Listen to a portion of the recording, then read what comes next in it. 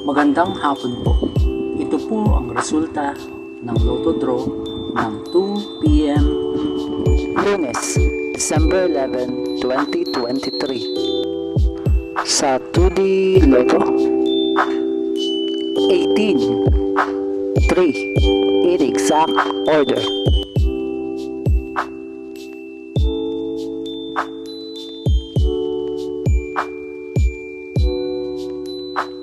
Sa 3D Lotto, 3, 5, 3, in exact order.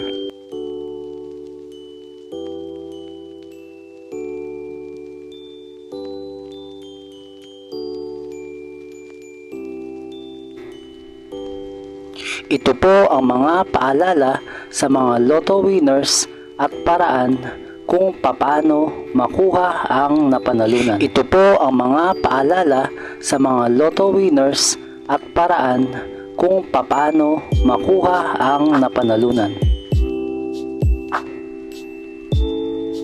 See you again later at 5 p.m. Lotto results para sa 2D Lotto at 3D Lotto. Kung nagustuhan mo ang video ito, please like, share at i-subscribe mo na yan para lagi ka updated sa mga bagong Lotto results ngayon. Thank you for watching this 2 p.m. Lotto results.